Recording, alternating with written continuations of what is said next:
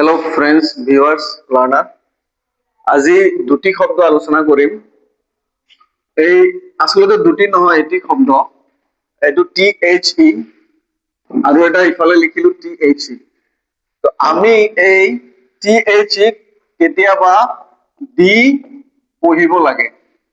কেতিয়াবা দি পঢ়িব লাগে অৰ্থাৎ THE দি আৰু এই THE কেতিয়াবা দা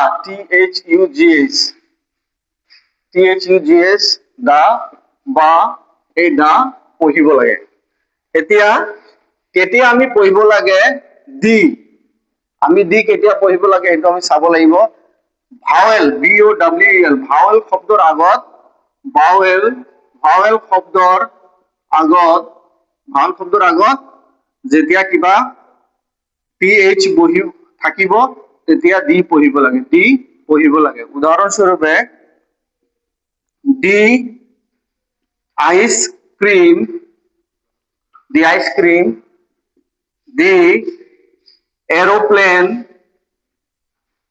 দি এপল বা আপেল দি অমলেট ক্যামেৰামান লিখাবিলাক ভালকে দেখাব দি অমলেট। গতিকে ভাউলৰ আগত যেতিয়া THE বহিব তেতিয়া ইয়াৰ উচ্চাৰণ হ'ব দি THEE দি বা ডট হৈছে এতিয়া দি। গতিকে আমাৰ ইংৰাজী ল্যাঙ্গুৱেজৰ ক্ষেত্ৰত এই দি আৰু দা মোস্টলি আমাৰ দেখা যায় যে আমি দা ব্যৱহাৰ কৰো আৰু এটো সঁচা কথা যে মোস্টলি আমি দাকে ব্যৱহাৰ কৰিব লাগে কাৰণ ভাৱেল যিমানবিলাক ভাৱেল শব্দ আছে A E I O U এই A E I O U ৰ আগত THE বহিলে উচ্চাৰণ দি পঢ়িব লাগে অৰ্থাৎ ফোৰ্সফুলি বা এমফেসাইজ দি পঢ়িব লাগে। এতিয়া আহো দা কনসোনেন্ট শব্দৰ আগত এফালে দেখাবা কনসোনেন্ট আমাৰ কনসোনেন্ট শব্দৰ আগত THE বহিলে কনসোনেন্ট শব্দৰ আগত THE বহিলে আমি দা পঢ়িব লাগে অৰ্থাৎ দা THUGH দা আমি পঢ়িব লাগে। উদাহৰণস্বৰূপে যিমান শব্দ আছে the boy, the man, the pen, the bench ইত্যাদি। গতিকে আমি জানো যে কনসোনেন্টৰ শব্দৰ আগত THE বহিলে দা উচ্চাৰণ হয় আৰু ভাৱেল শব্দৰ আগত THE বহিলে দি পঢ়িব লাগে। এটো হৈছে আমাৰ দি আৰু দাৰ মাজত পাৰ্থক্য। তাৰ পিছত আমাৰ 3 নম্বৰটো আমি যদি লিখো যে কেতিয়াবা এমফেসিস EMPHASIS এমফেসিস অৰ্থাৎ ফোৰ্সফুলি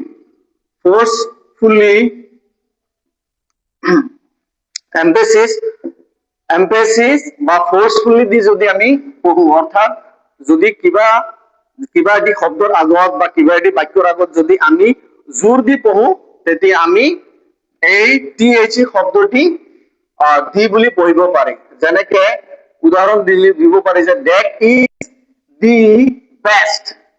that is the best ইয়াৰ চাওক that is the best অৰ্থাৎ সৌটো ভাল মানে আমি যেতিয়া এমফেসিস দিছো আমি যেতিয়া ফোৰ্সফুলি কৈছো তেতিয়া আমি পঢ়িব লাগিব দি।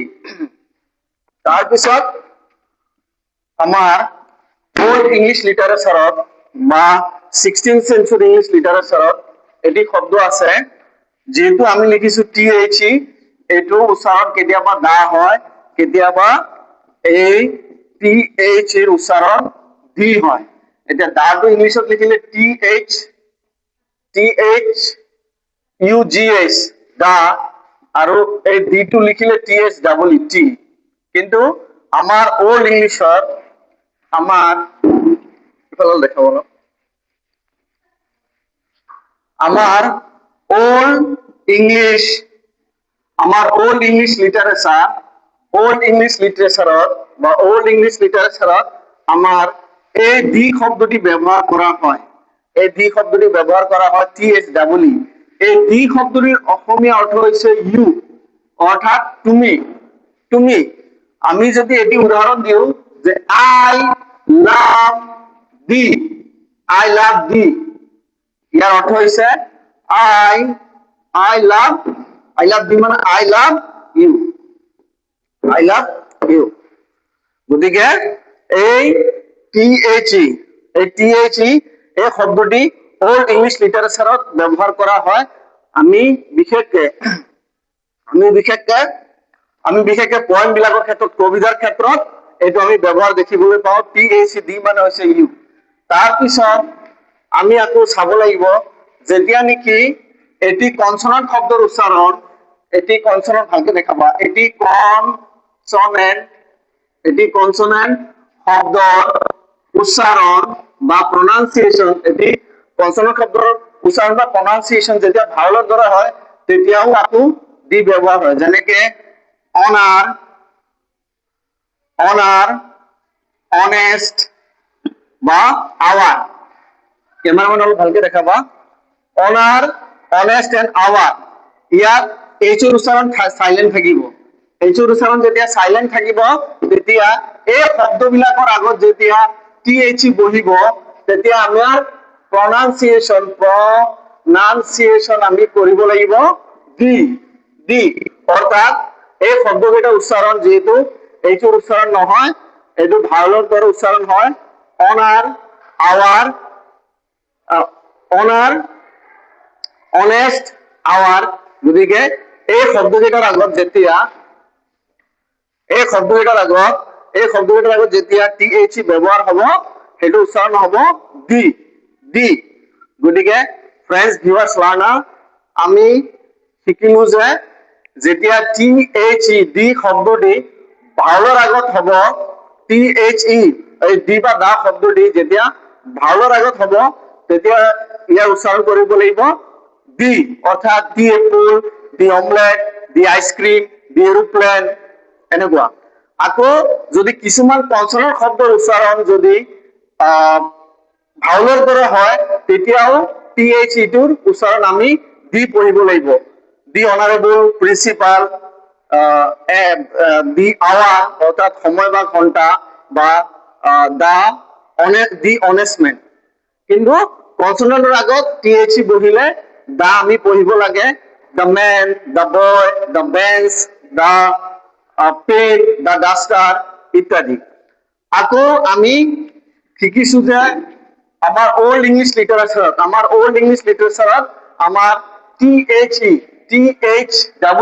টিএইচডব্লিউ দি শব্দটো ব্যবহাৰ হয়, যিটো দি শব্দটোৰ অৰ্থ হৈছে ইউ, অৰ্থাৎ আপুনি বা তুমি।